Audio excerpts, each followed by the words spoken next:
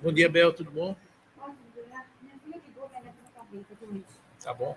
Aí Fabi disse que tem uma reunião com a chefa, não pode ficar com ela, fica cá. Você Tá joia, querida. casa, Tá com Deus.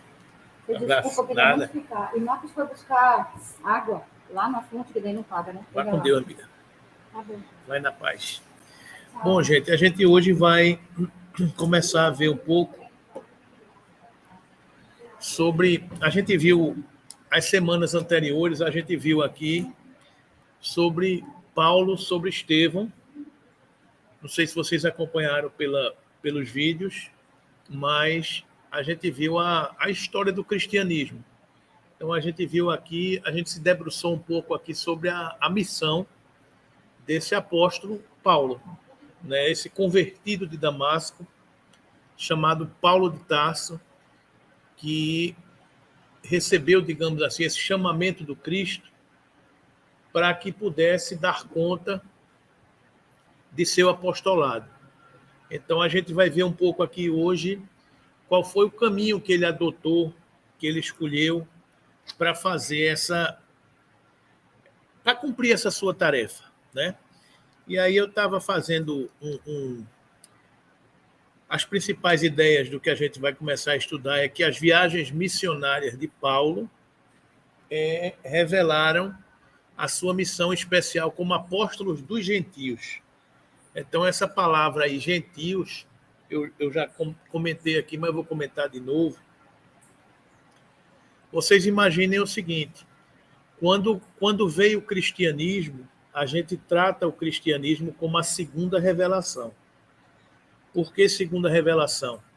Porque seria algo que foi, digamos assim, planejado pelo alto, um planejamento maior, a partir de uma educação já existente, a partir de uma preparação da humanidade para receber uma nova informação. É aquela história do pré-requisito, digamos assim, né? A gente, quando se matricula numa faculdade, a gente, para pagar uma cadeira, a gente deve ter cumprido os créditos da cadeira anterior, né? Então, o cristianismo, a vinda do Cristo no ano zero da era cristã, ele veio após uma preparação religiosa de Moisés, que é o Velho Testamento, e dos diversos profetas. Então, quando vem o Cristo, ele vem a partir dessa base fomentada da grande contribuição do judaísmo, que é o monoteísmo. O que é o monoteísmo? É a crença em um Deus único. Por quê? Porque muitas das escolas religiosas que haviam no mundo, elas eram politeístas. Então, se a gente se lembrar da literatura grega, da literatura romana, a gente vai ver que haviam adorações a diversos deuses. Ou seja, tudo aquilo que a humanidade não pudesse compreender como sendo obra dos homens, elas atribuíam a um Deus. Então, o Deus da chuva, o Deus do sol, o Deus da guerra, o Deus do fogo, o Deus da caça, os diversos deuses, o Deus dos deuses, os diversos deuses que eram, digamos assim, adorados pela crença que existia. Então, as religiões eram politeístas. Então, se adorava Zeus, porque era o deus dos deuses, se fazia oferendas a Zeus. Então, a Afrodite, a Baco, a Diana, a Apolo, eram os diversos deuses que a humanidade acreditava. E haviam vários templos para cada um desses deuses. Assim eram as religiões gregas, as religiões de Roma. Se a gente for ver a história de Roma antiga, a gente vai ver que cada vez que o imperador era nomeado, ele fazia um sacrifício a um deus. Então, por causa dessa crença politeísta. Quando vem o judaísmo, Moisés, a humanidade daquela região de Jerusalém, das 12 tribos de Judá, Isaac, Jacó, Davi, os 12 filhos que tiveram e fundaram as 12 tribos de Israel, aquele povo começou a acreditar no que Deus revelou através de Moisés no Monte Tabor, os famosos 10 mandamentos. Então, os 10 mandamentos são essa revelação, esse ensinamento para dizer à humanidade que há apenas um Deus, que a gente não deve adorar outros deuses estrangeiros. Então, essa foi a grande contribuição do judaísmo. E quando vem o cristianismo, ele vem, o Cristo, Jesus nasce em Belém, ele nasce naquela região, no seio da comunidade judaica, naquela região. Então, os apóstolos do Cristo, que a gente viu quem eram, a maioria deles eram judeus. Então, eles seguiam a crença do Velho Testamento. Então, havia uma disputa entre se o cristianismo seria pregado apenas no seio do povo judaico, apenas para os já iniciados. Então, essa questão dos já iniciados é aquela história da circuncisão. Quando uma criança nascia e era filha de judeus, ela tinha que fazer a circuncisão, que era cortar aquela pele que fica no órgão masculino, que era sinal de impureza. Então, você precisava fazer essa circuncisão para ser caracterizado judeu, para se tornar puro, porque se você não fizesse, você era impuro. Quem não acreditava nessa crença era pagão, acreditava em outras religiões e era chamado de gentios. Então, quando vem Paulo, que era um judeu, era um romano, mas era judeu, enquanto Saulo, ele vem e ele começa a despertar para que ele precisava pregar essa boa nova, que evangelho é uma palavra que quer dizer boa nova, mas não apenas no ciclo circunscrito dos judeus. Aí é por isso que ele é chamado de apóstolo dos gentios. Ele disse, não, eu não vou ficar apenas circunscrito a pregar o cristianismo aos iniciados. Eu vou pregar aos gentios. Daí a necessidade, iniciadas aproximadamente no ano 33 da era cristã, Paulo realizou 4 viagens missionárias e consagrou toda a sua existência ao serviço do Cristo. Por onde passava, fundou igrejas, o núcleo de estudo do Evangelho. Então, o que é que Paulo fez? Ele saiu daquela região de Jerusalém, que era judaica, que acreditavam em Moisés e nos profetas, que estudavam Moisés e os profetas, e Paulo começava a discutir com os apóstolos de que se devia levar a mensagem do Cristo aos não iniciados ou não. Então, Paulo teve algumas contendas com os apóstolos, alguns acreditavam que ele devia ficar, o cristianismo devia ficar circunscrito na igreja de Jerusalém, e Paulo reagiu. E aí foi que foi revelada essa missão de Paulo para ele mesmo, de que ele devia expandir o cristianismo. Vocês estão entendendo isso, gente? É como se vocês tivessem recebido uma revelação, uma informação aqui em Recife. Então, aqui em Recife, a gente tinha uma determinada cultura que conhecia aquela cultura local. Por exemplo, a culinária pernambucana. A gente sabe fazer um bolo de rolo, a gente sabe fazer uma tapioca, a gente tem as tradições culturais da nossa terra. Se a gente não expandir essas informações e essas tradições culturais, ela fica circunscrita a Pernambuco, a Recife. A partir do momento que alguém diz eu vou divulgar, eu vou difundir, então você vai levando a informação para outros lugares.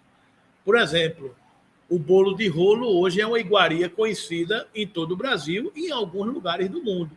Por quê? Porque alguém expandiu essa receita, essa iguaria, digamos assim, para outros lugares. guardadas as devidas proporções, a informação do evangelho segue mais ou menos a mesma lógica. O Cristo não veio apenas para os judeus. O Cristo veio para a humanidade. Então, a sua informação ela vai, aos poucos, é como se uma pedra que cai na água. Ela vai formando aquelas ondas, né? E as ondas vão se espalhando. Então, a mensagem cristã ela é essa onda, que ela vai aos poucos se espalhando. Então, por exemplo, a mensagem espírita cristã também é um pouco isso. A mensagem espírita cristã só tem 200 anos. Então, cada um de nós somos propagadores, somos apóstolos ainda do Cristo, porque ainda tem muita gente que não conhece o cristianismo. Ou conhece en passant, mas não vivencia. Hoje nós somos apóstolos do Cristo para dar testemunho do cristianismo que existe em cada um de nós. Então, nós também somos esses apóstolos, porque a gente vai fazendo as nossas viagens, como Paulo fez, pregando o nosso evangelho, dando conta do nosso testemunho. Então, aquele roteiro que a gente estudou na semana passada, de Paulo que enfrentou as dificuldades, porque vocês estão lembrados, né? Saulo era o grande candidato a ser o chefe da sinagoga. Então, ele ia ser o líder que substituiria Gamaliel, que era um grande pregador da sinagoga judaica. Então, Saulo de Tarso, de uma família nobre, preparado, convicto das suas convicções religiosas, ele estava sendo preparado para ser o chefe dessa igreja. Enquanto preparado para ser o chefe dessa igreja, começa a surgir um movimento do cristianismo, que tinha nos apóstolos um grande local de concentração, de propagação da mensagem cristã. E que tinha em Estevão um ex-escravo romano que se chamava Gesiel e que foi liberto por um romano que foi atendido por ele numa viagem. Então, esse escravo liberto é rebatizado por Pedro como Estevão. E Estevão, como era um pregador muito inspirado, começa a estudar o cristianismo e pregar o cristianismo para o núcleo daquelas poucas criaturas que ouviam o cristianismo. O judaísmo começa a se incomodar com essa escola daquele Galileu, que havia sido morto pela igreja, condenado à crucificação pela igreja. Então, Saulo começa a ouvir falar desse pregador, Estevão, e vai atrás de Estevão para ver quem era. Em paralelo a isso, Saulo era apaixonado por uma mulher chamada Abigail, que também tinha sido uma pessoa convertida para o cristianismo. Quem é que pregava o cristianismo naquele tempo? Eram os homens do caminho, porque assim eram chamados aqueles que saíam de porta em porta, pregando a boa nova, dando notícias de que havia vindo o rei dos judeus, o rei dos homens, que havia revelado a lei de amor. Então, as pessoas começam a ter esperança no reino dos céus. Não, tranquilo. As pessoas começam a ter esperança no reino dos céus, as pessoas começam a ter esperança de algo diferente e maior que possa acontecer no porvir. Ou seja, a vida não é apenas sofrimento, a vida não é apenas dor. Tudo isso é crescimento, é caminho para uma eternidade. E o Cristo vem revelar as suas leis de amor, e os pregadores e os cristãos primitivos ouviam essas informações e saíam de porta em porta pregando e difundindo essa boa nova. Abigail, a noiva de Saulo, foi convertida ao cristianismo por Ananias, que era um desses homens do caminho. Então, Saulo foi ouvir Estevão e a igreja de Jerusalém, as sinagogas daquela época, não aceitam esse movimento incipiente do cristianismo. Então, o que é que eles fazem? Começam a perseguir os cristãos. Então, onde houvesse um culto cristão, muitas vezes a igreja entrava para poder destruir aquilo que estava acontecendo, porque aquilo não era coisa de Deus, aquilo era blasfêmia. Eles eram considerados como hereges e eram condenados pela igreja para pagar as suas penitências por causa disso, né? Então, numa dessas perseguições, Saulo apreende Estevão, que era irmão de Abigail, e que Saulo não sabia que era irmão de Abigail, e o condena num julgamento ao apedrejamento. E nesse apedrejamento, Abigail foi assistir, e quando ele morre, Abigail reconhece o seu irmão.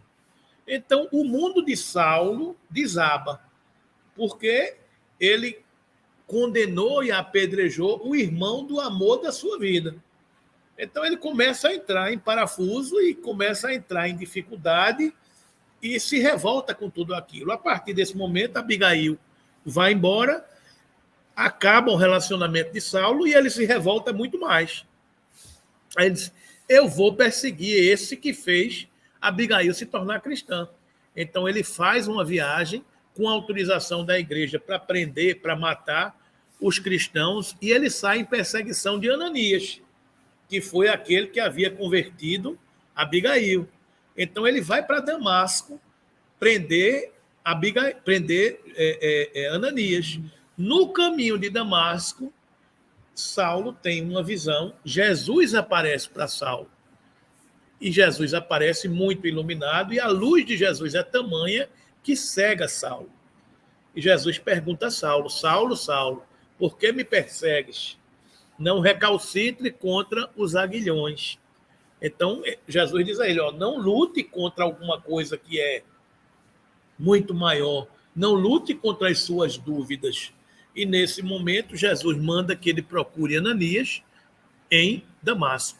E ele procura, ele cega, durante 3 dias ele cegou, ele procurou Ananias em Damasco, Ananias restituiu a visão de Saulo, e Saulo começa a se sentir tocado por aquela mensagem que ele passa, que ele recebe. Então ele vai dar notícias dessas informações nas sinagogas, as pessoas não aceitam, acham que ele está ficando louco, e aí ele vai passar 3 anos no deserto, em recolhimento, em estudo, se encontra com Gamaliel, seu grande mestre da igreja de Jerusalém, que também já estava convertido pela essa nova informação, encontra-se com outros amigos, com Prisca, com outras pessoas que conviveram com ele nesse deserto, reencontra a sua profissão de tecelão, se fortalece nessa meditação e volta a fazer os caminhos. Então ele volta e procura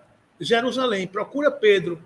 Quando ele vai para Jerusalém procurar Pedro, procurar os apóstolos alguns reagem, porque ele era o perseguidor dos cristãos. Então alguns têm dificuldades. Barnabé, que era um grande amigo, advoga em sua defesa, e ele vai, digamos assim, aos poucos, eu vou recomeçar a minha vida na casa dos meus pais. Então ele volta a Tarso para a casa dos seus pais, para se reencontrar com seu pai, que a sua mãe já havia morrido, para tentar se reconciliar. Quando ele chega para seu pai, o pai dele também não o aceita. E diz para ele que ele decida-se entre esse carpinteiro de Nazaré ou entre eu e sua família.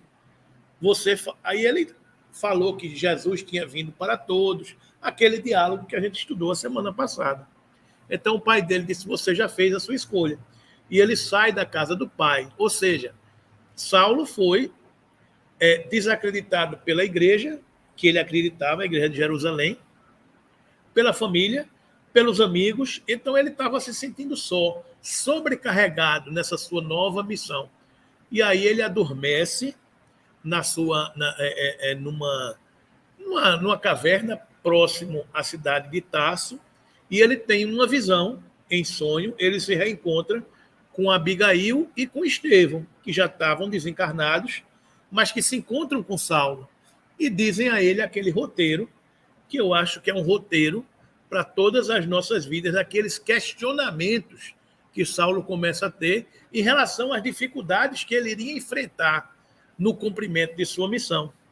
Então, Abigail fala para ele: ama, trabalha, espera e perdoa, traçando esse roteiro de vida que serve para todos nós, que a gente escolha o amor, o trabalho, a esperança e o perdão como roteiros de nossa vida para os desafios que encontramos no dia a dia.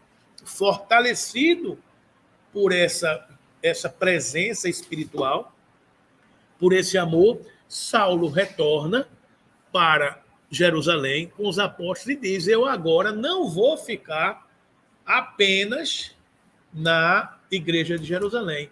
Eu vou pregar o evangelho para os gentios. Quem são os gentios, gente? Aqueles que não são iniciados na igreja de Jerusalém. É por isso que surge a necessidade de que, a partir do ano de 36, a partir do ano de 39, ele faz todas essas suas tarefas. Barnabé, apóstolos, ele diz: agora eu vou começar a fazer o quê? Ele começa que Paulo estava convencido que na estrada de Damasco o Senhor o encarrega de levar o evangelho aos povos gentílicos. Ou seja, Paulo, que na verdade é Saulo, porque ele trocou de nome de Saulo para Paulo, mas é a mesma pessoa, ele se convenceu que Jesus o encontrou na estrada de Damasco e a grande missão que ele tinha era levar o evangelho aos povos gentílicos. E, entretanto, compreendia que os judeus, seus irmãos de raça, deveriam também conhecer a mensagem de Jesus. Ou seja, é uma mensagem universal, né? Segundo relata Atos dos Apóstolos, sua prática usual era ir primeiro à sinagoga local. Quando ele ia nessas cidades, ele ia primeiro na sinagoga local, porque é aquilo que o Cristo diz: eu não vim destruir a lei e os profetas, mas sim fazer cumpri-las, porque Moisés e os profetas nos revelam a lei de justiça, o Cristo nos revela a lei de amor. Não é uma coisa, não é contraditória à outra, uma coisa não é conflitante com a outra, são informações complementares. A gente precisou do judaísmo, a gente precisa do judaísmo, a gente precisa do Cristo. Então, as informações são complementares. Quando ele chega numa cidade, primeiro ele vai na igreja de Jerusalém, ele vai nas sinagogas locais pregar o evangelho para todos esses. No entanto, indica que sua atividade era de maneira manifesta dirigida aos gentios. Quem eram os gentios? Os que acreditavam nos deuses estrangeiros, nos outros cultos religiosos. Então, foi assim que Paulo iniciou a sua missão de pregar o evangelho à humanidade. E eu tenho quase certeza, convicção, de que se não fosse Paulo, a gente não estava falando de cristianismo. Porque a mensagem do Cristo teria sido abafada pela igreja de Jerusalém. Então, ela teria ficado circunscrita aos cultos da primeira revelação. Ela não teria se expandido da forma que se expandiu, graças ao esforço de Paulo. Naquele primeiro momento, ele fez as primeiras ondas do evangelho, né? Nas suas viagens, visitou a maioria dos centros urbanos de destaque do mundo antigo, como os da Grécia, da Ásia Menor, além de Roma e Espanha. Passou por muitas atribulações, mas de espírito inquebrantável, conseguiu levar o evangelho a inúmeros corações sequiosos de paz e de esclarecimento. Por onde passava, fundou igrejas ou núcleos de estudo do evangelho. Os convertidos ao cristianismo e seguidores de Paulo eram, em geral, escravos do Império Romano. A sua oratória exuberante atraía também romanos cultos, pertencentes a classes altas. Então, a gente tem que tentar se transportar para o mundo daquela época? O mundo daquela época era um mundo muito menor. Era um mundo dominado pelo Império Romano, né? Então, quem não era romano, quem não era nobre, muitas vezes era escravizado. E muitas vezes essas classes escravizadas era minoria, se sentia oprimida. Então, uma mensagem de amor falava para esses corações. Então, era natural que a mensagem de amor consolasse, balsamizasse aqueles oprimidos. Então, era natural que ele falasse para essas pessoas que se sentiam aflitas e sobrecarregadas. Não é isso?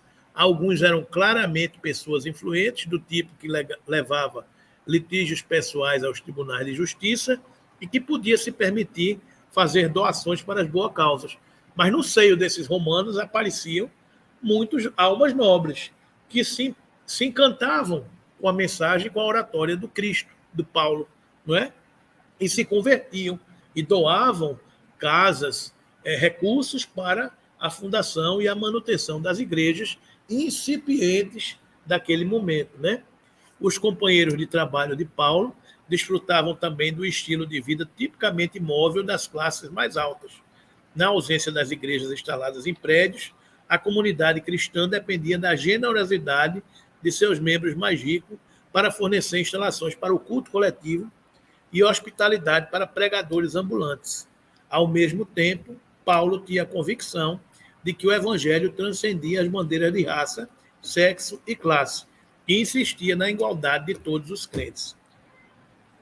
Guardadas as devidas proporções, meus irmãos, uma casa espírita é uma igreja fundada nos mesmos princípios das igrejas do caminho.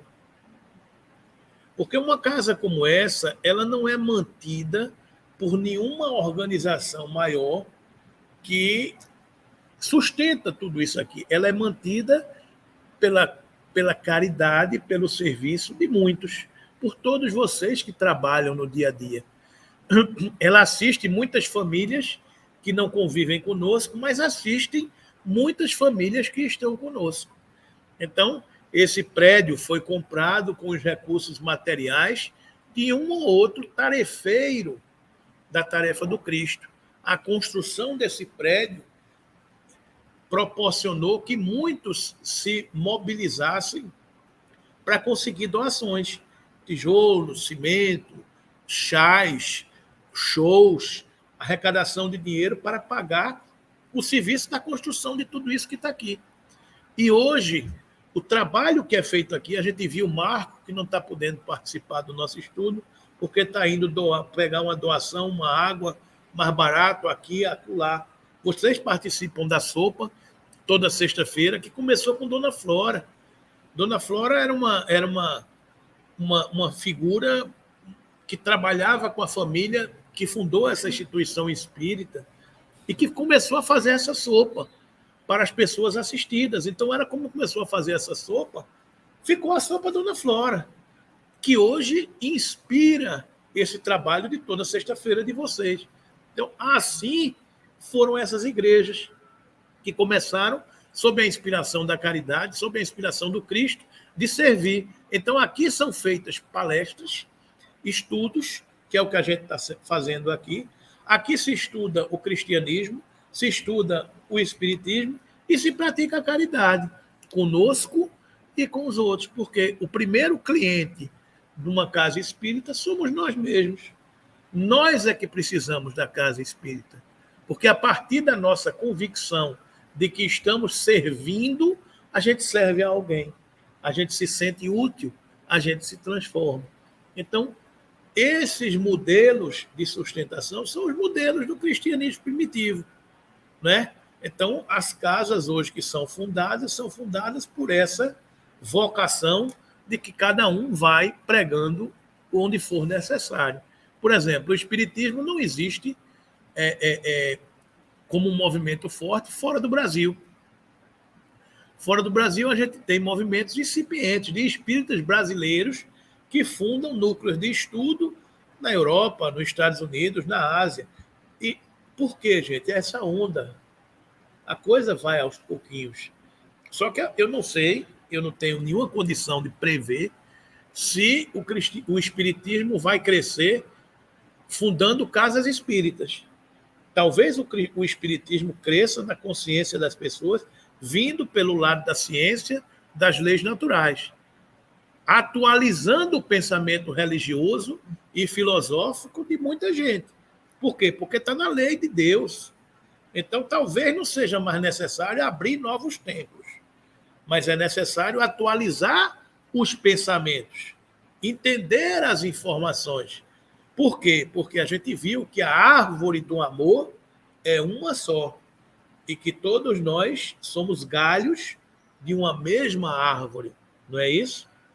Então, provavelmente, essa difusão das escolas religiosas e filosóficas, elas vão se atualizando a ponto de, daqui a alguns séculos, daqui a alguns milênios, estarmos todo mundo falando a mesma linguagem no seio das diversas escolas religiosas, né? Então, a gente vê o movimento dessa nova acrópole, que são escolas filosóficas, a gente vê as ciências, as faculdades de ciências estudando espiritualidade, a gente vê uma série de movimentos convergentes para as mesmas informações. Então, nós somos privilegiados ou temos mais responsabilidades por sabermos mais, porque a gente já está sendo revelado algumas informações, não é? Então, assim é a propagação dos evangelhos, a propagação das informações que são reveladas e se utiliza de cada um de nós. Então, os companheiros de trabalho de Paulo desfrutavam também do estilo de vida tipicamente móvel, das classes mais altas.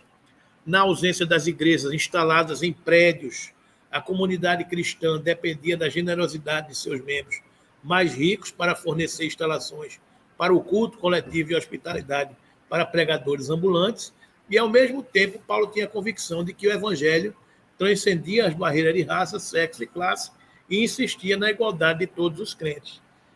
Quando Paulo viajava para essas cidades, inicialmente ele instalava as igrejas na casa de alguns simpatizantes do evangelho. Onde surgiu o Peixotinho? No culto evangélico da casa do professor Humberto e dona Joana.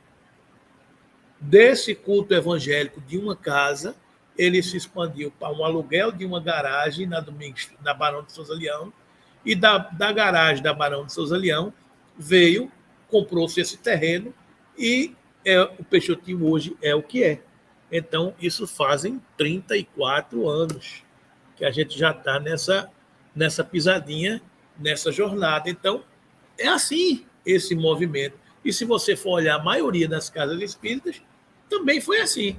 Surgiu no terreno de alguém, surgiu na casa de alguém, no evangelho de outro. Então, assim foi a propagação do cristianismo.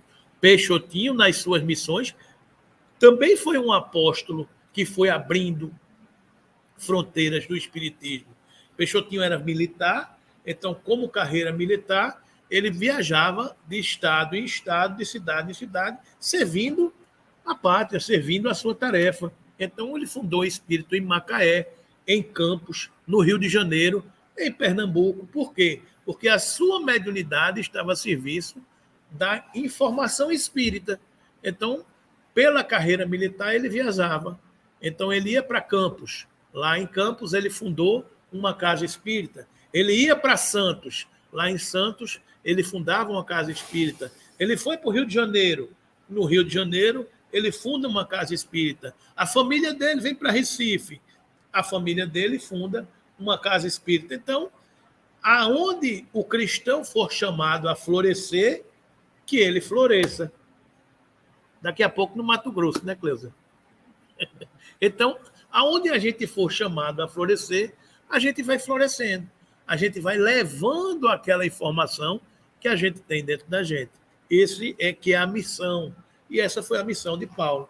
Então, está aqui, meus irmãos, a primeira viagem de Paulo. Depois de tudo isso que a gente viu, de todo o desafio que ele teve, ele faz essa primeira viagem, saindo aqui de Antioquia, e vem Chipre, Antioquia de Pisídia, Icônio, Listra, Derbe, e aí ele faz essas viagens e depois volta.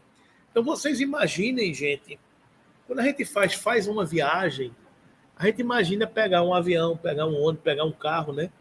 Ter uma estrada. Imagine há 2000 anos atrás como é que se fazia uma viagem. A pé, montado em cima do lombo de um burro, atravessando de botes, com poucos mantimentos no alforge, né? Digamos assim. Então eram esses os desbravadores. E chegar numa cidade sem saber para onde ia, sem saber a quem procurar. Então ele procurava a sinagoga, fazia uma pregação. A gente não vê de vez em quando umas pessoas pregando no meio da rua. Hoje a gente passa, vai ser um doido, né? Imagina naquele tempo essas pessoas falando, né? Então ele fazia essas viagens para convencer. E em cada lugar desse que ele passava, ele encontrava uma alma missionária. De novo, gente, existe acaso? Não. O alto planeja essa situação. Então, eles intuitivamente, as almas que nasciam para fundar a igreja de Antioquia, que foi uma das primeiras que ele fundou, já estavam esperando esse momento de aflorar aquela informação. E estavam esperando Paulo chegar. Quando ele chegou, pau, instalou o conector. E aí você recebe aquela tarefa, recebe aquela missão. Assim somos nós. Nós fomos preparados. Nós sabíamos que seríamos espíritas. Nós sabíamos que teríamos essa família, esses desafios. Num determinado momento das nossas existências, isso aflorou. Então a questão é, o que é que nós estamos fazendo com as nossas missões evangélicas, com as nossas missões apostólicas? Porque ser pai de família, ser mãe de família, ser irmão, ser filho, ser membro de uma sociedade é uma missão que todos nós carregamos. Todos nós não estamos colocados no seio que estamos colocados por acaso. Cada um de nós tem uma tarefa, cada um de nós está colocado exatamente onde necessitaria estar colocado, por necessidades suas e por necessidade das pessoas com as quais você convive. Então, nós também fazemos as nossas viagens missionárias e nós também enfrentamos as dificuldades. Qual é o roteiro que a gente deve ter no coração para enfrentar essa viagem? Ama, trabalha, espera e perdoa, sempre. Porque todos os dias nós somos tentados pelas dificuldades do caminho.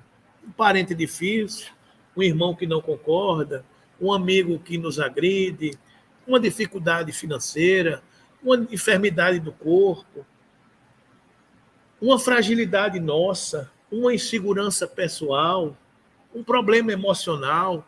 Todos nós somos tentados por esses desafios, todos os dias.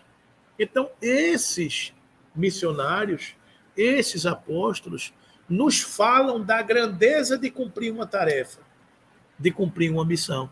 Então, nós também. É claro que a nossa missão é muito menor do que a missão de um apóstolo dessa natureza, porque nossos espíritos são muito menores do que um espírito dessa natureza. Mas também temos as nossas, não é? Então, a primeira viagem de Paulo, enfrentando todos esses desafios, ele percorreu essa região aqui. Já numa segunda viagem, você vê que o laço amplia mais, né? Ele, na primeira viagem, ele dá uma voltinha mais curta. Aquela ondinha vai primeira, né? Aí, na segunda viagem, ele já toma coragem e diz, não, agora eu vou mais. E cada viagem dessa que ele fazia, se vocês lerem o livro Paulo Estevão, você vai ver que ele é acompanhado de alguns companheiros que vão viajar com ele. Marcos, o evangelista Marcos é um dos que viajam com ele. Barnabé, o próprio Lucas tem algumas viagens que viajou com eles, que ele sai fundando essas igrejas, pregando, e as pessoas vão viajando com ele para cuidar dessa tarefa. Aí, nessa segunda viagem, você vê que ele já vai para Filipos, Anfiópolis, Bereia, Atenas, ele já vai para a Grécia. Aí, chegando na Grécia, será que os gregos, vindo daquela civilização milenar mais antiga, da Acrópole de Atenas, aquela coisa toda, o berço dos filósofos, será que esse povo tratou ele bem? Não. Se esse maluco, deixa eu te falar. Ele foi praticamente expulso dos templos da Grécia. Por quê? Porque a Grécia era aquela região do berço de Sócrates, Platão, Aristóteles, né? Aquele berço daqueles pensadores que viviam na Grécia. Então, o povo da Grécia era um povo de muita vaidade intelectual. Então, chega um pregador desse falando de um Cristo, um nazareno que nasceu numa manjedoura, filho de um carpinteiro, e que morreu pregado numa cruz. Quem é esse maluco? Tá, né? Então, ele foi pregar isso lá e as pessoas em Atenas deram um chega para lá. Mas ele foi fincar a bandeira do cristianismo naquela região, né? Em Éfeso, Listra, Derbe, Patmos, Cesareia, Jerusalém, Samaria, Antioquia, Tarso. Ou seja, cada viagem dessa que ele faz, cada local que ele faz, ou ele estava revisitando aquela que ele já passou pela primeira vez, ou ele estava abrindo um novo núcleo de viagem, né? A terceira viagem que ele faz, ele foi para Tiro, Cesareia, Tiro, Patra, Mileto, Apolônia, Anfiópolis, Corinto. Tem uma dessas viagens aqui que eu não sei ao certo qual é, mas que o barco que ele está viajando, ele se perde, o barco vai afundar e ele cai numa ilha. E quando ele chega numa ilha, ele passa quase 2 anos fundando uma nova igreja, pregando o evangelho, o amor, e funda uma nova igreja diante de todas aquelas dificuldades. Porque ele estava preso lá numa região, e quando ele foi preso naquela região, ele foi mandado para outro... Porque não foi fácil a vida desses cristãos, não, gente. As pessoas perseguiam os cristãos. Cada cidade dessa que ele pregava, o governador da cidade, o dirigente da cidade, prendia, dava uma pisa, porque ele estava pregando em praça pública. Então, cada cidade dessa que ele chegava não era recebido com uma banda de música, o prefeito ia receber, não. Cada cidade dessa que ele pregava era um desafio. Cada lugar desse que ele chegava, ele levava pisa. Ele tinha que se esconder, muitas vezes, tinha que sair corrido da cidade, porque as pessoas queriam prendê-lo. Então, nessas viagens, ele enfrentou muitos desafios. E ele estava revestido de poder de Deus, do Cristo. O Cristo revestiu os apóstolos de poder, de cura, de curar os enfermos, os leprosos. E eles tinham esse poder. Por que nessa época era necessário? Porque ele precisava que as pessoas vissem o poder de Deus. Então, eles faziam tudo isso em nome de Deus.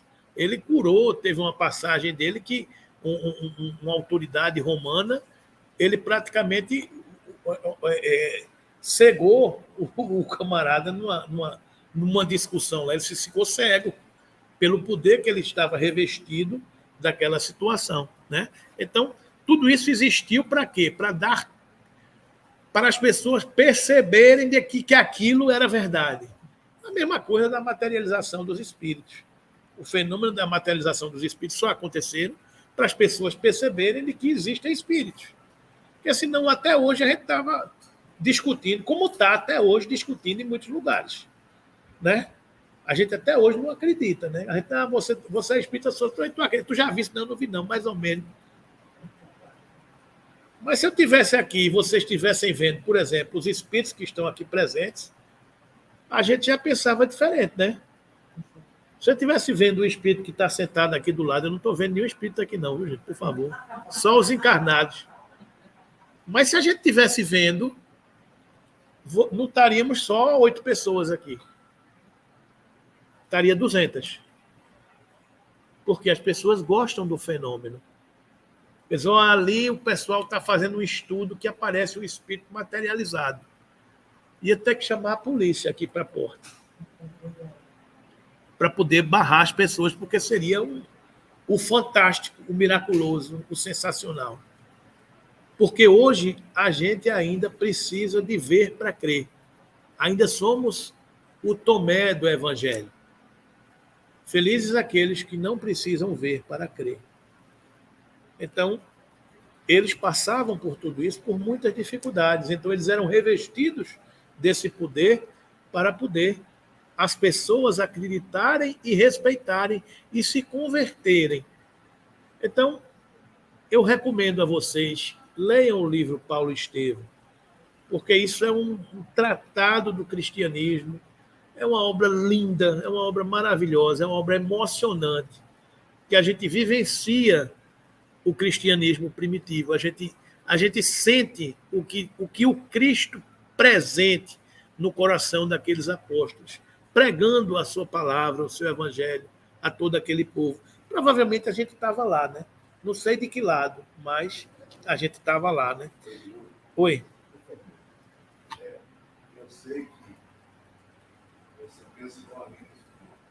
Nós não estamos vendo, mas nós dois temos certeza que estamos. Tenha dúvida nenhuma. Não tenha dúvida nenhuma. Não tenha dúvida nenhuma, Carlos, porque a gente está numa casa espírita. Isso aqui é um prédio. Não, o próprio Paulo já nos dizia, nós somos acompanhados por uma nuvem de testemunhas. Então, se dizem os espíritos que a população de espíritos na crosta, na Terra, é mais ou menos 30 bilhões de espíritos, 30 bilhões de espíritos, e nós temos uma população encarnada de 7 bilhões e meio, nós temos um quarto. Nós temos um quarto de espíritos encarnados e 3/4 de espíritos desencarnados. Então, isso aqui deve estar cheio de espíritos desencarnados. Encarnados só tem a gente, que a gente está se vendo. E tem a oportunidade de estar aqui. Tem muitos que estão em tratamento, tem muitos que estão hospedados na casa, que a gente recebe nas reuniões mediúnicas. E que eles dizem, eu estou aqui há muito tempo, eu estou esperando uma oportunidade de ser atendido, mas estou aqui trabalhando, estou aqui, não entendo direito o que é que está acontecendo. Esse trabalho aqui funciona 7 dias por semana, 24 horas por dia. Então, nós estamos aqui. Cada um de vocês tem um guia espiritual, que todas as vezes que você está parando, pensando, refletindo, elevando o pensamento, pode ser que seja uma oportunidade dele se encontrar ao seu lado para lhe passar alguma informação que no dia a dia, no calor do mundo moderno, ele não tem tempo de lhe abordar. Mas quando você para, baixa a frequência vibratória, acerena o coração, ele encosta. E às vezes aquela intuição que você não tem durante o dia a dia, você tem agora. Aquela resposta que você busca, você tem agora. Porque eles estão em todo lugar, sempre. E, às vezes, esperando uma oportunidade. Né? E a última viagem que Paulo fez foi a Roma. Foi quando ele estava se preparando para ir para Roma, porque era a sede da igreja, né, que estava se fundando lá com Pedro, com tudo isso. A sede do poder da humanidade era Roma. Então, ele se preparou para ir para Roma, foi para a casa de Pedro. Pedro o recebeu na sua casa. Né? Então, ele foi para Roma, morreu em Roma. Vocês sabem que Paulo morreu decapitado. Né? Então, a própria igreja de Roma, a igreja de Roma não, a próprio poder romano pegou Paulo em Roma. Então, levaram Paulo para fora da cidade e acho que, se eu não me engano, foi Nero. Foi Nero que mandou decapitar Paulo, porque era esse movimento cristão que estava incipiente. Se eu não me engano, foi naquela época que houve o grande incêndio de Roma, que Nero queria construir uma nova cidade, e aí ele teve uma ideia de incendiar Roma. E aí ele botou a culpa nos cristãos, que eram os cristãos que estavam fazendo essas revoluções. Então, os cristãos começaram a ser perseguidos em toda a cidade. Então, foi nessa onda que ele entrou pelo cano, digamos assim, ou não, né? Então, foi aí que perseguiram Paulo, porque ele estava em Roma nessa época e perseguiram os cristãos, e decapitaram Paulo. Então, a última viagem que ele fez foi para Roma. João também foi para Roma. O apóstolo João Evangelista estava na Ásia pregando, porque cada um desses apóstolos foi para um lugar diferente. A gente viu como eles morreram, né? Aqui, a gente viu que todos eles morreram de forma violenta. Decapitado, escalpelado, crucificado. Hein? João morreu mais de 100 anos, mas preso na ilha de Patmos muito tempo. Foi lá que ele escreveu o Apocalipse. Isso. Então, todos eles morreram de forma violenta, dando testemunho do seu apostolado. Então, está aqui a última viagem de Paulo, quando ele vai para Roma e morre em Roma, né? Então, ele sai de Jerusalém e termina em Roma as suas viagens missionárias. Aí, quando termina todas essas viagens, ele diz o seguinte: do outro lado, no plano espiritual, amigos sinceros o aguardavam, sendo inicialmente abraçado por Ananias, aquele que lhe restituiu a visão, nos idos tempos após os acontecimentos da estrada de Damasco. Mais tarde encontra Gamaliel e, reunidos em caravana, viajam por todos os lugares onde peregrinou, chegando em Jerusalém, no Calvário, local onde Jesus foi crucificado. Paulo vê então surgir à sua frente a radiante figura de Jesus, que tem ao seu lado Estevão e Abigail. Deslumbrado, arrebatado, o apóstolo apenas pôde estender os braços, porque a voz lhe fugia no auge da comoção. Então valeu a pena, né, gente? Valeu a pena todas essas viagens, toda essa sua vida. Ele foi recebido na pátria espiritual e no Calvário recebido pelo Cristo, novamente ladeado por Abigail e por Estevão. Então essa foi, digamos assim, uma breve introdução para despertar em vocês o interesse de estudar a vida desse apóstolo, né? E o livro Atos dos Apóstolos, esse livro da Bíblia do Novo Testamento, fala um pouco dessa vida de Paulo, mas o livro Paulo e Estevão é uma narrativa muito emocionada da vida desse cristianismo primitivo. Então, eu recomendo, né? Na semana seguinte, a gente vai entrar nas epístolas de Paulo. Porque o que a gente viu? Paulo teve a sua missão, Paulo resolveu pregar aos não-gentios, Paulo fundou várias igrejas, mas aí ele começou a ter um problema. Qual era o problema? Paulo era um só. E quando ele estava com 15, 20, 30 igrejas abertas, todos eles queriam ter a presença de Paulo. Não tinha internet para fazer uma call, uma videoconferência, para que todo mundo pudesse assistir de onde estivesse. Tinha que ser ele viajar. Então ele começou a se preocupar. Como é que eu faço para atender a todo mundo? Aí veio a revelação pelo Cristo dele escrever. E aí surgiram as epístolas, que a gente vai estudar nas próximas semanas. Ok, gente? Pois não.